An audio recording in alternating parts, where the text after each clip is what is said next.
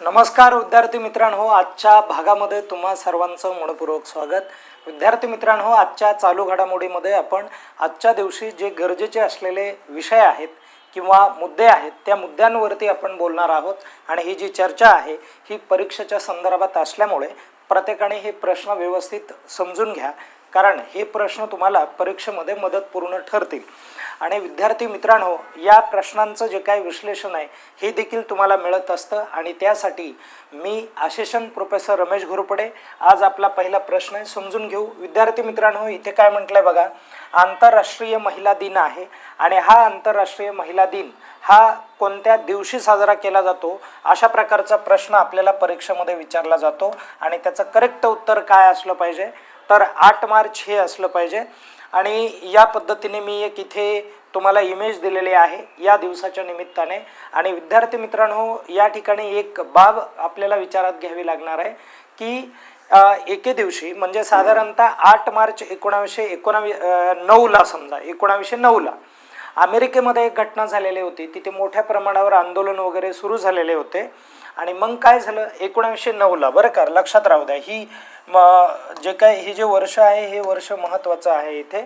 आणि 1909ला अमेरिकेमध्ये मोठ्या प्रमाणात आंदोलने सुरू झाली। महिलांनी स्वतःच्या ज्या काय मागण्या आहेत या मागण्याचा तिथे काय केला प्रयत्न केला।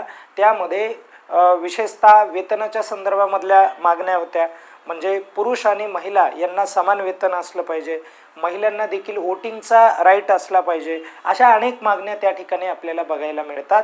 आणि तिथून पुढे एक जागतिक लेवलला या आंदोलनाच्या माध्यमातून एक चांगला मेसेज गेला आणि हा दिवस विचारात घेऊन युनायटेड नेशनने काय केलं होतं तर 1975 हे जे वर्ष आहे हे आंतरराष्ट्रीय वर्ष म्हणून देखील घोषित केलं होतं।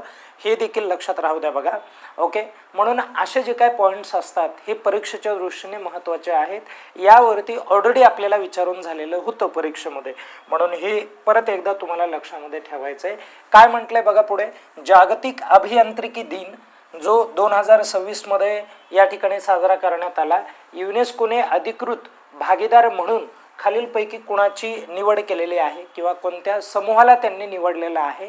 आणि या इमेजवरून तुमच्या लक्षात येतच असणार आहे आणि वरती पण मी दिलेला आहे अदानी ग्रुप। कोणता ग्रुप आहे तो? अदानी ग्रुप। म्हणून option B is correct. Clear आहे इथपर्यंत? चला नेक्स्ट क्वेश्चन आपण बघूयात। काय म्हटलंय बघा, वर्ल्ड ओबेसिटी म्हणजे ज्याला तुम्ही लठ्ठपणा म्हणता, आणि मग ही जी वर्ल्ड ओबेसिटी ॲटलॉस रिपोर्ट 2026 मध्ये पास करण्यात आला, पब्लिश झाला। आणि या रिपोर्टचा जर विद्यार्थी मित्रांनो विचार केला आपण तर या रिपोर्टनुसार मुलांमध्ये जास्त वजन आणि लठ्ठपणाच्या बाबतीत पहिल्या क्रमांकावरती कोणता देश आहे तर पहिल्या क्रमांकावरती जर आपण पाहिलं तर चीन हा पहिल्या क्रमांकावरती, भारत दुसऱ्या क्रमांकावरती आणि अमेरिका कितव्या क्रमांकावरती आहे? तिसऱ्या क्रमांकावरती आहे। जगामध्ये अशा प्रकारचा जो काय रेशो आहे या अहवालाच्या माध्यमातून आपल्या निदर्शनास आला, म्हणून हा अहवाल तुम्हाला लक्षामध्ये ठेवावा लागेल। World obesity atlas 2026, okay. चालायचं पुढे बघा, नेक्स्ट क्वेश्चन काय म्हणतोय, वर्ल्ड ओबेसिटी ॲटलास रिपोर्ट 2026 नुसार मुलांमध्ये जास्त वजन आणि लठ्ठपणाबाबत भारताचे जागतिक स्थान कितवे आहे? या प्रश्नाचं मला कमेंट करून उत्तर सांगा बरं। आत्ताच मी याचं उत्तर सांगितलंय, तुम्ही मला एकदा सांगा, ओके। चला पुढे जाऊयात आपण। अलीकडे अमेरिका खंडातील पहिला कुष्ठरोग मुक्त जो काय देश आहे हा देश कोणता ठरलेला आहे? अमेरिका खंडातील कुष्ठरोग झाल्यानंतर हा प्रकार किंवा अशा प्रकारचे पेशंट आपल्याला बघायला मिळतात। हा त्वचेचा आजार आहे। आणि मग कोणता देश हा मुक्त झाला आहे तर हा चिली हा देश आपल्याला बघायला मिळणार आहे, जो अमेरिका खंडातला देश आहे। लक्षात राहू द्या, पुढे जाऊयात आपण।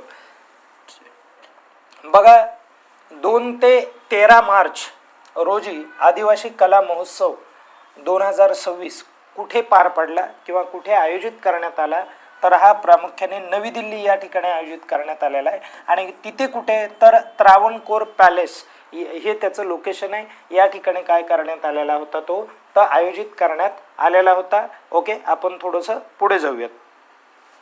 बघा त्यानंतर पुढे काय म्हटलं आहे, पहिल्यांदा सक्षम कल्याण जनगणना जी आहे ती कोणत्या शहरामध्ये सुरू करण्यात आली, अशा प्रकारचा प्रश्न इथे विचारला गेलेला आहे. ओके, सक्षम कल्याण जनगणना आणि AI चा वापर या जनगणनेमध्ये मोठ्या प्रमाणात केला जाणार आहे. तर कोणतं शहर आहे ते, तर मुंबई हे शहर असणार आहे. आपण पुढे जाऊयात. काय म्हटलंय बघा, भारताची पहिली AI आधारित कौशल्य जनगणना, सक्षम कौशल्य जनगणना कोणत्या राज्याने सुरू केली, तर डेफिनेटली त्याचं उत्तर काय असलं पाहिजे, महाराष्ट्र असलं पाहिजे. कळालं सर्वांना. अशा प्रकारे त्याचा जो काय लोगो आहे किंवा इमेज आहे ती इथे आपल्याला बघायला मिळते.